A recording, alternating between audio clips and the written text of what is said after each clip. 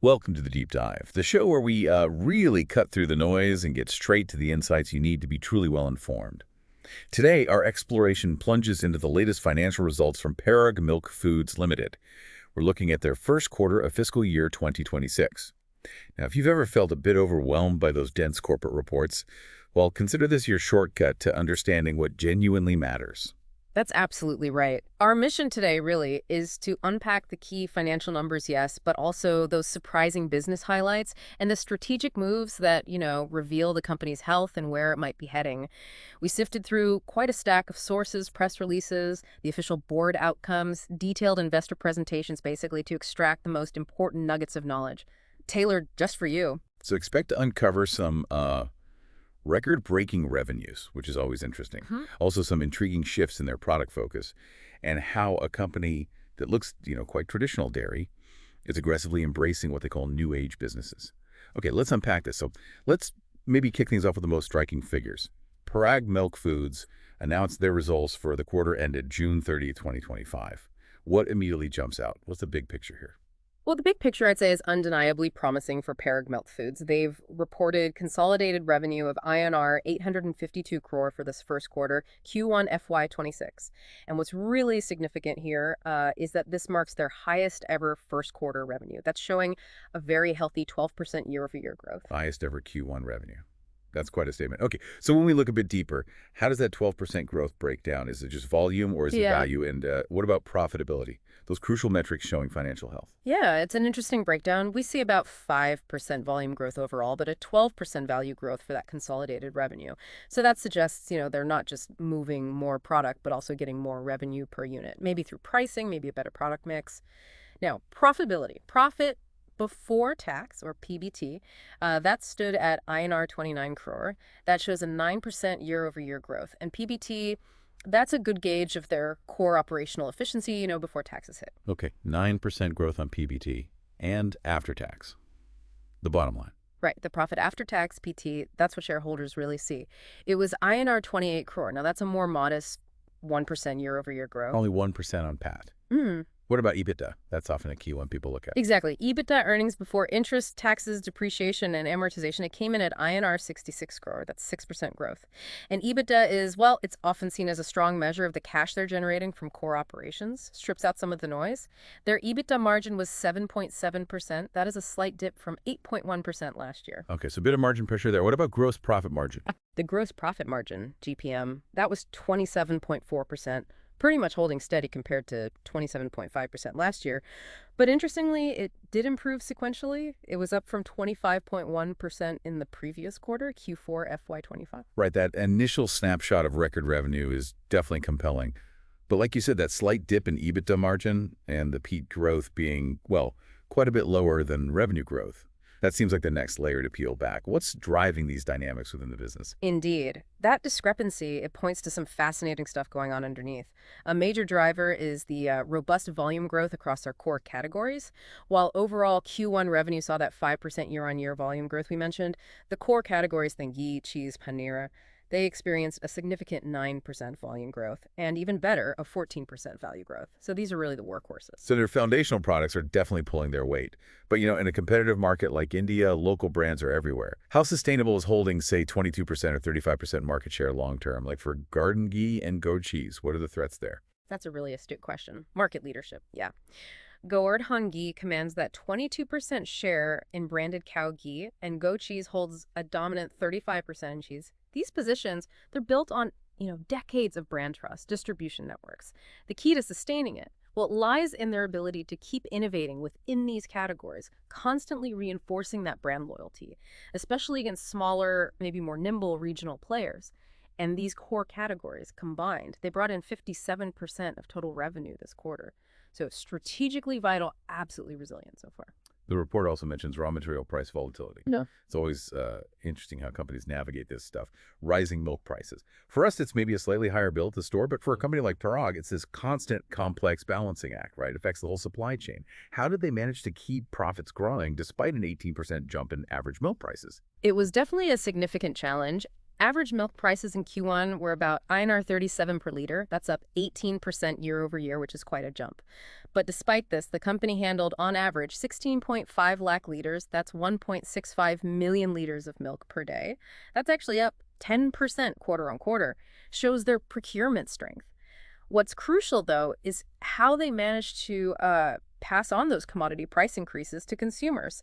That's what allowed them to keep that 6% EBITDA growth despite the cost pressure. Okay, so pricing power played a role. Yes, and that sequential improvement in gross profit margin we saw, that also points to maybe an improved product mix and just the ability of their strong brands to command a bit of a price premium helps absorb those costs. That's impressive resilience, definitely.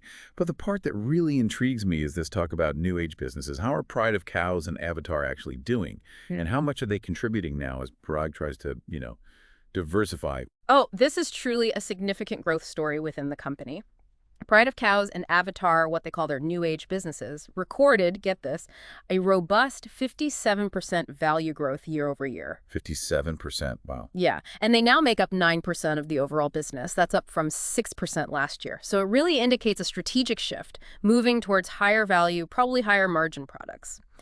Avatar specifically has grown an astounding 8 times over the past 3 Q1 periods, and they got a really substantial response to a newly launched protein wafer bar. 8 times growth. Yeah. Okay, and Pride of Cows. Pride of Cows, that's their premium dairy segment. It led a remarkable roughly 36% value growth, fueled by new product launches, yes, but also expanded reach through quick commerce, those ultra-fast delivery services. Perfect for premium, perishable dairy. They also launched a campaign, What's the Source?, focusing on authenticity, traceability, really helps reinforce trust in that premium space. It's fascinating how they're balancing these established strengths with your really dynamic new ventures. This balance, it can't be just accidental, right? It has to be part of a bigger strategy. Can you shed some light on how these pieces fit into their longer-term vision? Yeah, absolutely deliberate. Their strategic priorities are clearly outlined around 5 key pillars. First, strengthening and accelerating those core categories we talked about. Second, brand building and innovation crucial. Third, evolving their route to market. Fourth, strengthening these new age businesses like Pride of Cows and Avatar. And finally, number 5, just driving overall financial growth. What's really insightful, I think, is how they're balancing things. The mature, stable cash flow from the core, balancing that with the high growth, potentially higher margin stuff from the new age side. It's not just diversification. It feels like strategic de-risking for the future. It definitely sets them apart from some, more traditional single-focused dairy companies in India. And how are they executing on that brand-building pillar specifically? Are they just relying on the old names, or are they getting creative to reach new people? Oh, they're definitely getting creative. It's a pretty comprehensive 360-degree marketing strategy, combining traditional and digital. For regional reach, they've partnered with popular TV shows like Sonia Marathi's Maharashtrachi Hasya Jatra. A big highlight was their presence at the Zee Scene Awards, kind of emphasizing a cheesy quotient among celebrities, which is quite fun. And digitally, yeah, they're amplifying reach through influencer marketing. Names like Faye Souza, Jatin Sapru, Soha Ali Khan, Raj Shamani, Kamiya Jani. Quite a list. Plus, the usual in-shop branding, visibility campaigns across general and modern trade, keeping the brand front and center. That's a wide net they're casting. And what about evolving the route to market? How are they expanding reach beyond the usual shop shelves? They're pushing on multiple fronts there, targeting B2B, think HoReCa, that's hotels, restaurants, cafes, and institutional sales. And then B2C, which includes general trade, modern trade, but also their own website, mobile app, quick commerce, and e-commerce platforms. They currently reach 4.6 lakh retail outlets, that's 460,000, supported by 29 depots and about 4,500 distributors. It's a massive distribution network. It really is. Any word from the leadership on this overall strategy? Yeah, the chairman, Mr. Devendra Shah, he commented on the results, said Q1 FY26 has set a promising tone. He pointed out that the highest ever Q1 revenue reflects their strategic focus and, importantly, disciplined execution. He emphasized how their value-added product portfolio and purpose-led marketing are deepening consumer trust. And he also really highlighted their commitment to backward and forward integration, those strong relationships with farmers, ensuring timely milk procurement, handling that 16.5 lakh liters a day. That's not just PR fluff. In India's fragmented dairy sector, strong farmer relations are absolutely the bedrock of a consistent quality supply. That makes a lot of sense. And he's also, very optimistic about the upcoming festive season, expecting their growing range of value-added products to meet that increased demand. Okay, this brings up an important question then. Yeah. How does all of this translate into, let's say, operational stability and responsible business practices? Because strong financials are one thing, but a sustainable business needs solid foundations, right? Absolutely. And the board meeting outcomes from July 21st give us some insight there. They approved the financials, obviously. They also amended the company's policy on prohibition of insider trading, which is good governance hygiene. And significantly, they reappointed Miss Deloitte Touche Tomatsu India LLP as their internal auditor for the next 2 fiscal years, FY26 and FY27. Now, reappointing a firm like Deloitte, huge established professional services firm, over 36,000 professionals in India, that signals a pretty strong commitment to robust internal governance and oversight. Right, sticking with a big name like Deloitte for internal auditing definitely signals a commitment to governance. How does their actual business model, the integrated one you mentioned, support this stability and maybe ethical approach? Well, their model is quite comprehensive. On milk procurement, they work with over 5 lakh farmers, sourcing through 2,400 plus village collection points, 300 plus bulk milk coolers. They have this never say no for milk policy, provide free cattle vaccinations. It really showcases strong farmer relationships and helps ensure that consistent supply chain.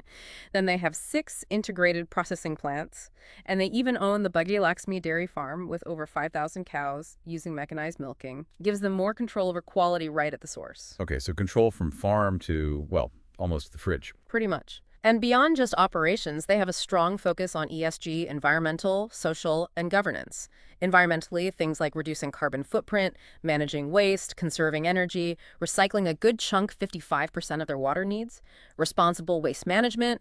Socially, focusing on the well-being of their farmers, employees, distribution partners, plus CSR activities.